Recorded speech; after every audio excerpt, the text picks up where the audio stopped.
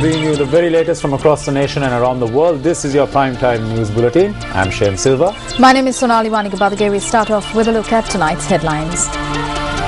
Kilinochchi public market vested in the public by the president. University lecturers march from Ambalangoda to Alutgama. Minister Weerawansa says hidden agenda behind slogans.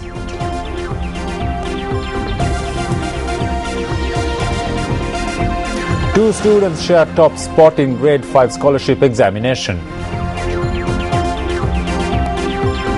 And hailstorms in Bandarawala and Diathalawa. Over 50 homes have been damaged by strong winds in the Monaragala district. The Monaragala district Assistant Director of Disaster Management said that the winds damaged houses in the Bibila, Monaragala, Madagama and Vallavaya divisional secretariat areas. Meanwhile, hailstorms were experienced in Diathalawa, Bandarawala and surrounding areas this afternoon. Hailstorms were experienced in Diathalawa, Kahagulla and surrounding areas. A correspondent said that the hailstorm, which commenced at about 12:45 this afternoon, lasted for approximately 1 hour. The Assistant Director of the Badulla District Disaster Management Centre, MLM Udayakumar, said that this was the third time in the recent past that a hailstorm was experienced in the Badulla district.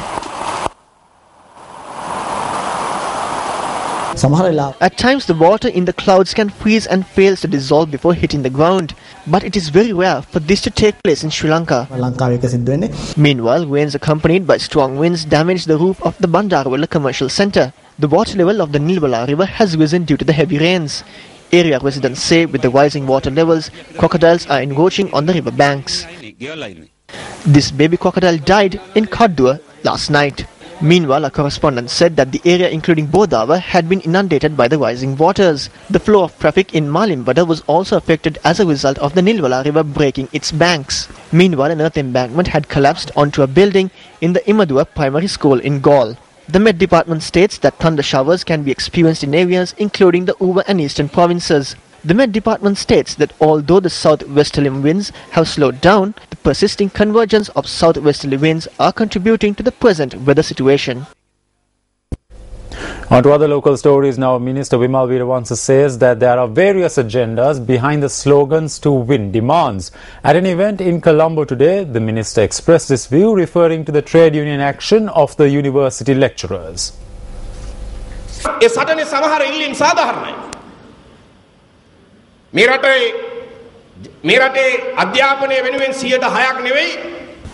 Some of the demands are reasonable. If 12% can be allocated for the country's education sector rather than 6%, then 12% should be allocated.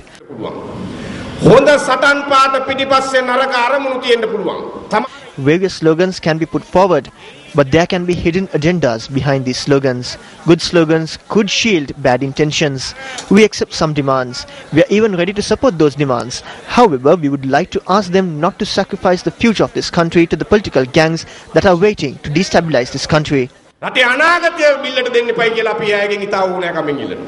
The event was held under the auspices of Housing, Construction and Engineering Services Minister Vimal Weerawansa to present deeds to 500 families in Colombo.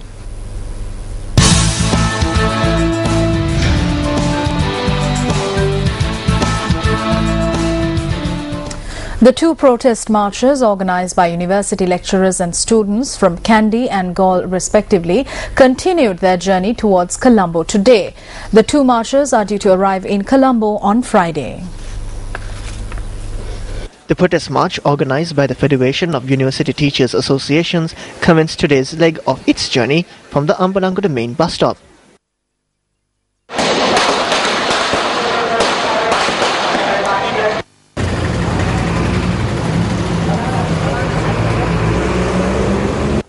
Representatives of several political parties and numerous trade union representatives also participated in the march.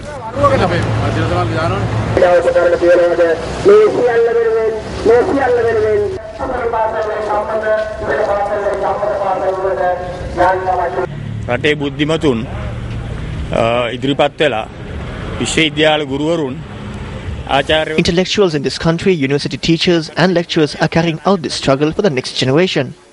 The rulers of this country and the authorities in the Education Ministry must change this state of affairs, which is affecting the mentality of the university lecturers, and instead hand over to them the future of this country. There are various issues in the education sector. Everyone in the country knows that the government is not dedicated to resolving this problem. That is why we are dedicated to it. We must do this on behalf of the intellectuals. I served as an intellectual. We must keep this door open to the people. As a parliamentarian and as a mother of 3 children, my request is that at least 8% of GDP should be allocated for education.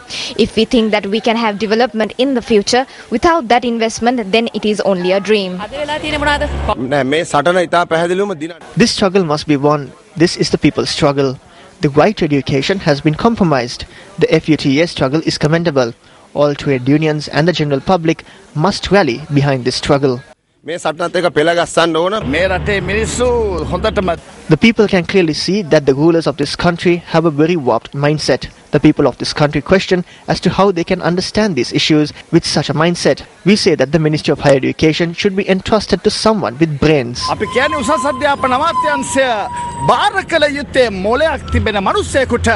The FUTA protest march, which passed through the towns of Palapitiya, Ahungalla, Kosgoda, Induruwa and Bentara, concluded today's leg in Alutgama. The protest march, organized by the Inter-University Students Federation, commenced today's leg of its journey in Anwarama, Mavanala.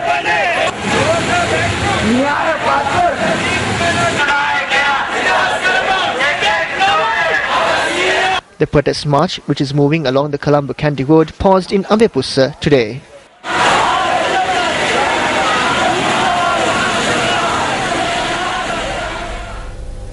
A boy from Kandy and a girl from Gaul have jointly secured the top position of the 2012 Grade 5 scholarship examination, with each scoring 196 marks. A student from Gampaha is the third highest scorer with 195 marks.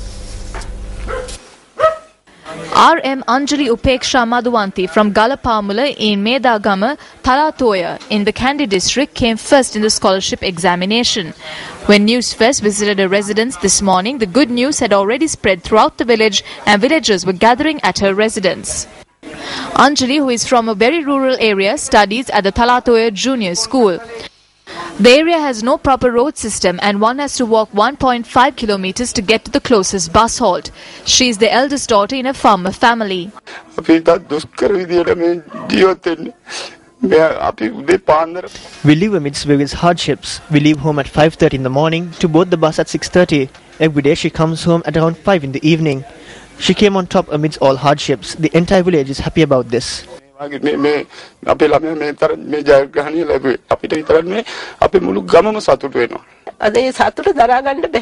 so happy. These are tears of joy.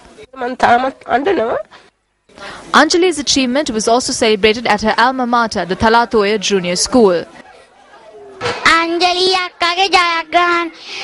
We are happy about her achievement. We are from a poor school.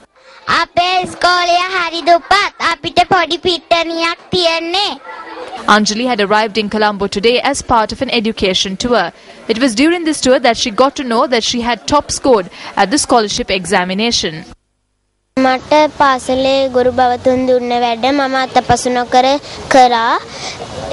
I always did my homework. I not only studied, but I also played for about half an hour each day. I studied a lot. I faced the scholarship examination without any fear. I also went home and did the same questions.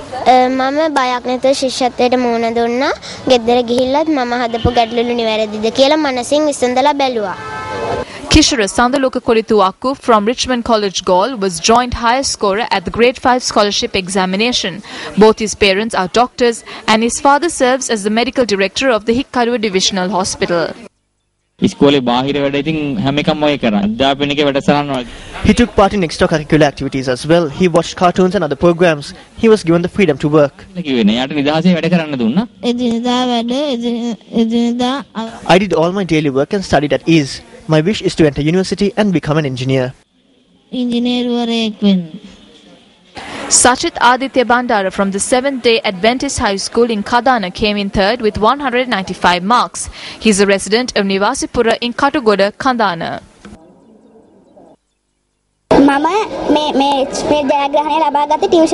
I did not attend tuition classes. I also told my friends to study hard and do well.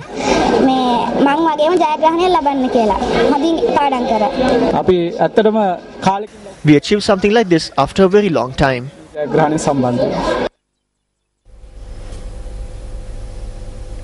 Kishara Kudituaku from Richmond College, Gaul, the joint higher scorer at the Grade 5 scholarship examination, visited the News First newsroom this evening.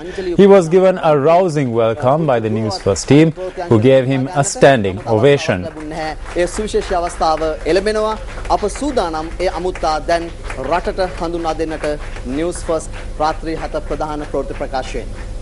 Roshan Waterwala of our sister channel, Sirasa TV, was at hand to have a chat with Kishara, which was aired live on the Sirasa Primetime News Bulletin. You can watch the interview by logging on to our website www.newsfirst.lk.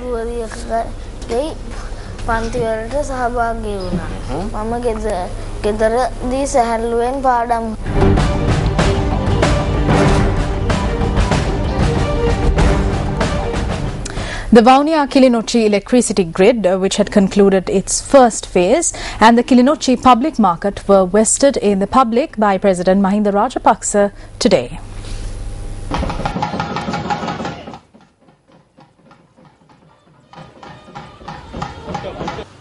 The building of the Kilinochchi public market was vested in the public as part of a program to establish small and medium-scale cities.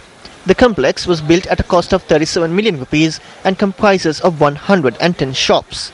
Another 3 buildings are to be built at a cost of 200 million rupees. Meanwhile, the first phase of the Vavuniya-Kilinochchi electricity grid was declared open by the President this morning. This includes the Kilinochchi substation as well. The presidential media unit noted that the project cost 3,200 million rupees.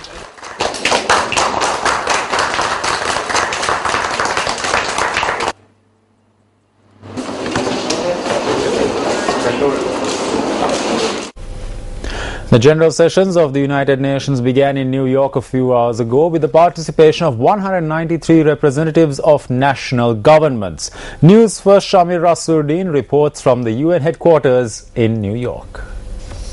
The general debates of the United Nations General Assembly got underway here in New York a short while ago. Nearly 120 world leaders along with over 70 foreign ministers have arrived in New York to attend the UNGS sessions this time. US President Barack Obama, addressing today's sessions, outlined the country's priorities.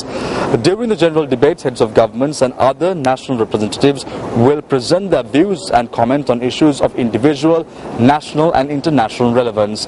The theme for this year's summit is the adjustment or settlement of international disputes or situations by peaceful means. The sessions are due to be dominated by the Syrian conflict and the issues in the Middle East.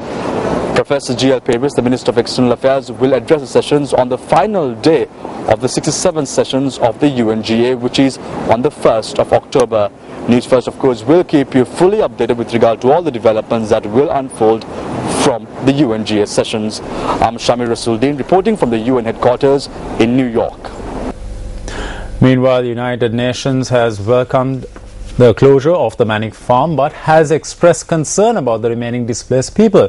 Manic Farm, once the largest camp for displaced people following the end of the conflict, was shut down with the departure of the last group of IDPs.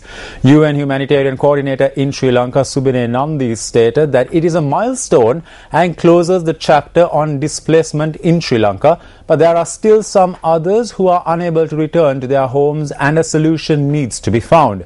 He added that the closure of the camp is a significant sign of the transition from conflict to sustainable peace and the commitment of the government to resettling tens and thousands of people in their homes.